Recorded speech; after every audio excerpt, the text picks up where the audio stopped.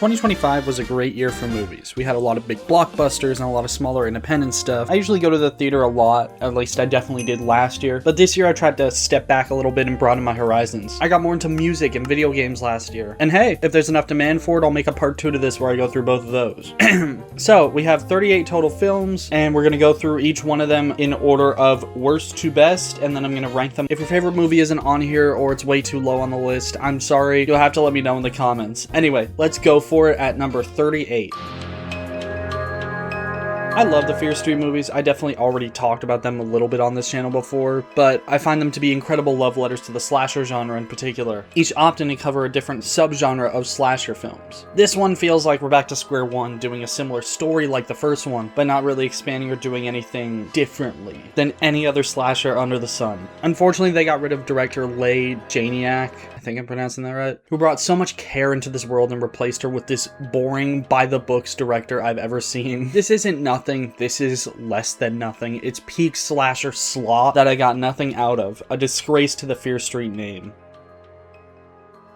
I actually had fun with the Minecraft movie in theaters, but come on, who are we kidding here? As a movie, this is just another one in the slop train. I love Jared Hess, but this feels very corporate at the end of the day. But my problem is it's trying to be a Jared Hess movie, and we get glimpses, but nothing insane like Napoleon Dynamite or Nacho Libre. I've seen this described as the first brain rot movie, and I wholeheartedly agree. I'm all for new slashers coming in and trying out something different. Terrifier did that, and while it might not be the greatest thing I've ever seen, at least it tried. I genuinely have nothing to say about Hard Eyes. It's peak nothing slasher, 6 out of 10. It's actually a pretty solid movie. After the atrocity that was that Sandy Cheeks movie in 2024, this was a breath of fresh air. I genuinely don't know how these keep getting leaked. I think it's hilarious. But this is what happens when you let the animators just have fun with it. A perfectly solid movie at the end of the day. I'm already not a huge fan of John Wick, maybe because I tried to watch all of them in one day to prepare for this movie specifically, but that's besides the point. Ballerina is fine, it's fun, Ana de Armas is good, nothing to say.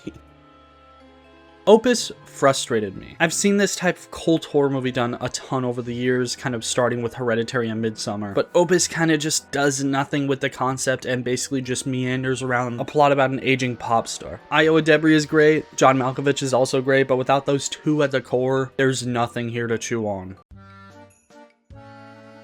Thunderbolts is a fine time. I don't think peak Marvel is back or anything, but this was a step in the right direction. I think it's definitely got something to say, more than a lot of other Marvel movies do, but it gets lost to me in the $200 million budget. The last act is cool, I will admit, but this didn't really do anything for me. I feel like the people who are saying that Marvel is back, with this movie specifically, have not seen enough movies.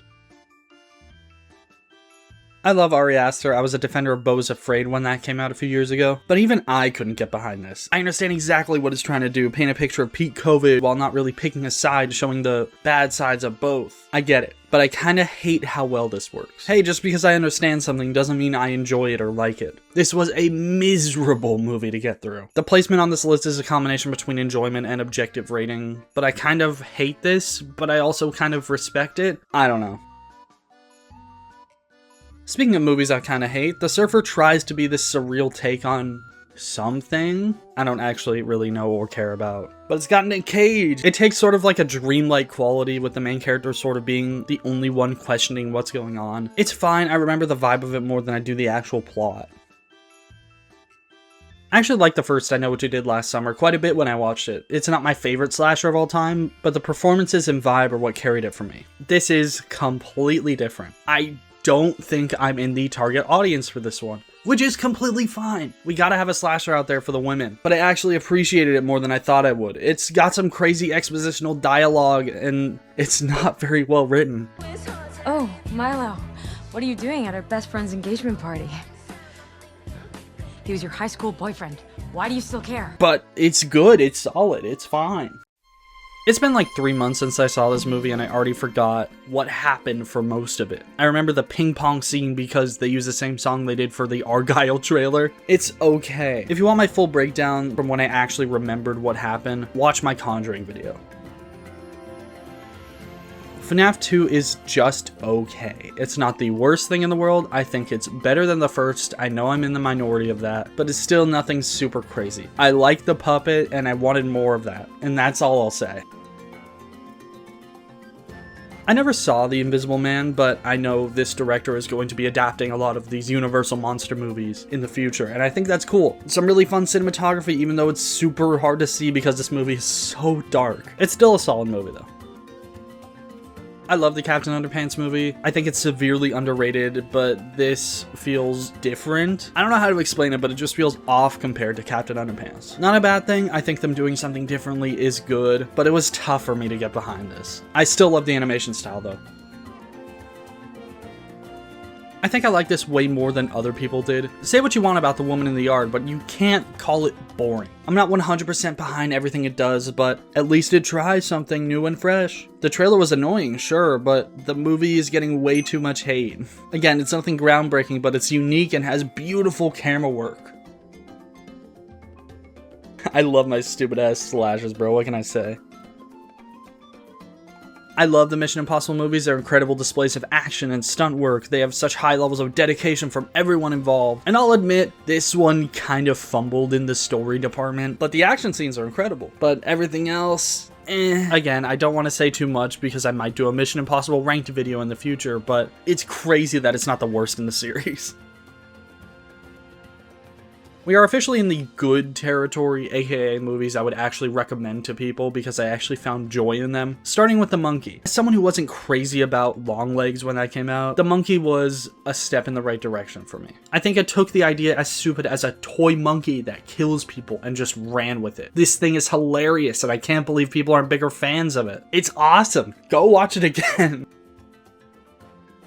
The teaser trailer is so good for this. Boulder Light always does this thing with their trailers. They do these fake out things where you think it's one thing and then boom, from the people who made Barbarian. This movie is completely different though. The trailer shows a more horror side of it and it's more comedy, written by the same guy who did Fred 3. But he feels more at home with the horror comedy space. It's great. I really don't want to say too much because this is better when you go in blind.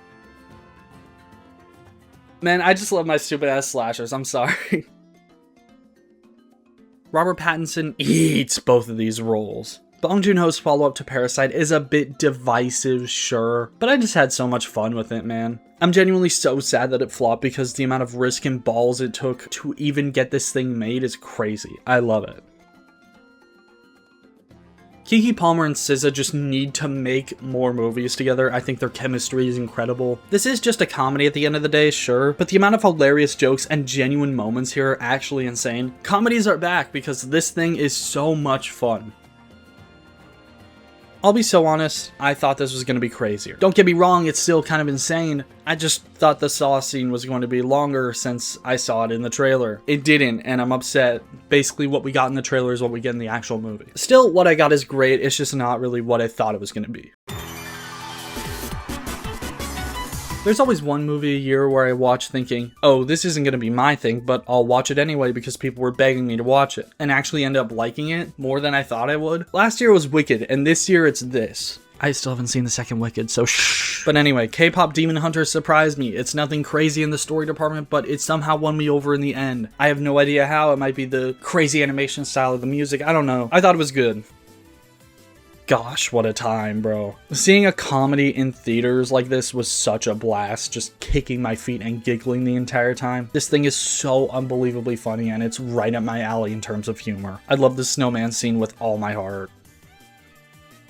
The dad movie of all time. Still got me though. I definitely like this more on rewatch. I mean, how could you not? It's Joseph Kosinski and Brad Pitt firing on all cylinders. Incredible. Seeing a 2D animated Looney Tunes movie in the big 2025 is insane. Not to mention this thing is so funny and sweet. I was, of course, giggling my heart out, but the bit that got me was the audience part. Genuinely still makes me laugh today. Such a perfect bit.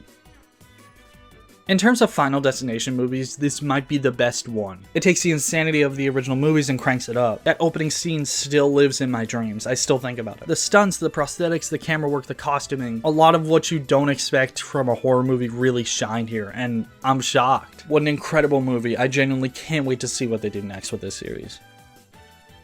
We are officially in the top 10 now, with one battle after another. I still really like this movie, but not as much as others did. I think I need a rewatch for it to fully hit, but this is still really good. Sean Penn feasts, Leo plays a wildly different role than he's used to, and the cinematography in IMAX 70mm was beautiful. Like F1, this hit a lot harder on rewatch. I had a lot of problems with the pacing the first time around, and suddenly I really didn't have them the second time around. Wild how that works. I'm a big fan of James Gunn, so that probably explains it. I just find how in touch his movies are with the emotional and broken side of these characters to be incredible. Maybe it was because I watched this and the first one back to back, but I really vibed with this one. I found the script to be super fun and the characters to be more personal than the first. And the comedy, those hard cuts killed me. You don't understand. That ending is crazy too. I love this. I first heard about The Ugly Stepsister when a friend who went to Sundance recommended it to me. She said it'd be right up my alley, so I got a group of friends together and went. She was right. This movie, the body horror, the makeup, the hairstyling, all gave me the chills. Probably one of the most visceral movies I've seen in a while. I love the twist on the classic story. I love that this is somehow a feature debut. I love how painful it is. This movie does not hold back. I mean, I love my horror movies, you know this. Presence is so insanely low budget. It's literally just the director walking around with a camera for an hour and 20 minutes. But through filmmaking, he perfectly plays with perspective in a way I've never seen before. If you haven't heard of this, it's a haunted house movie from the perspective of the ghost. Incredible concept. The ending gave me chills, and I know I vibe with this way more than y'all did.